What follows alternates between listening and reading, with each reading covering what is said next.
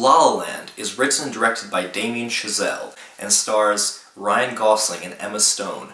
I was very excited to see this movie because it's directed by Damien Chazelle, the very young director who made Whiplash, which was almost a perfect movie, 9 out of 10. So I saw this opening night in Venice.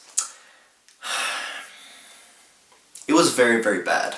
The two best things about this movie were really the acting of Ryan Gosling and Emma Stone.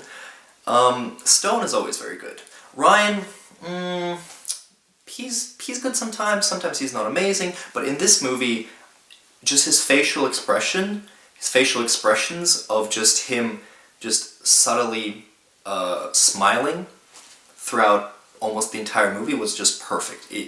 It worked perfectly for his character, and you instantly fell in love with him.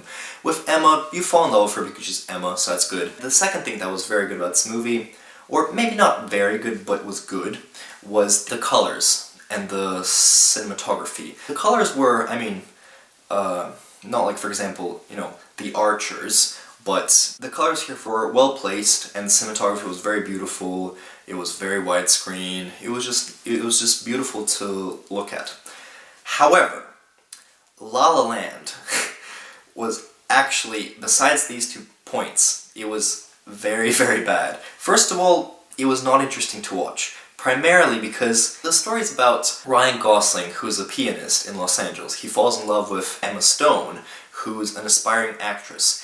And, he falls in love with her, and she falls in love with him. But you don't really understand why this is happening, why they're falling in love with each other. There's no chemistry behind the two at all. They're just both very good actors, and they're acting, but they're really not acting together, primarily because there's no real story, there's no reason behind their love for each other.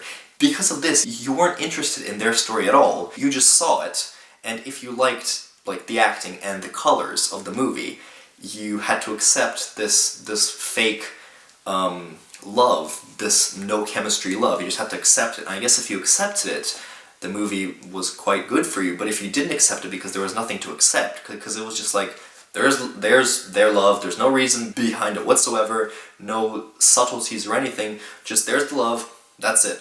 I didn't accept that, and it just felt so just contrived. It was very, very cheap to do this.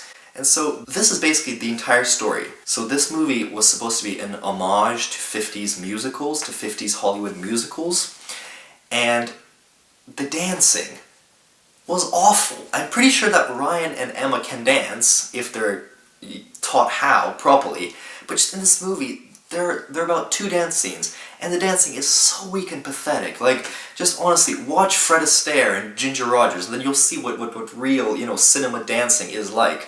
They just move their feet a little bit, and that's it. It was very, very bad. The only 2 good scenes and worthwhile watching scenes in this movie were the first scene, which I won't spoil, and the last scene.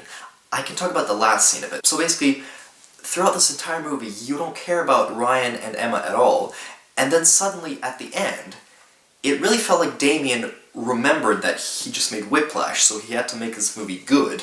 So he brought in this really complicated and very smart story element, which tied the film back together with the structure in the beginning of the movie.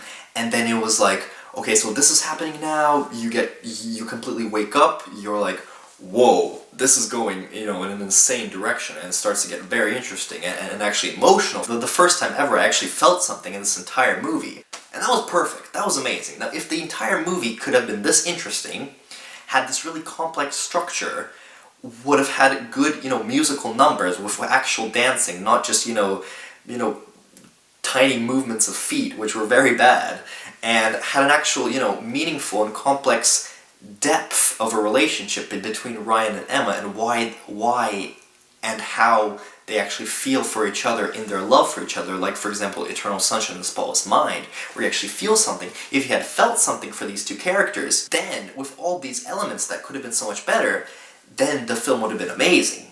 But it just wasn't. I was really disappointed. So I just felt really, really empty watching this movie. I wasn't interested because the story didn't exist. I would give Damien Chazelle's second feature film, La La Land, a 4 out of 10. Thank you for watching, and see you soon.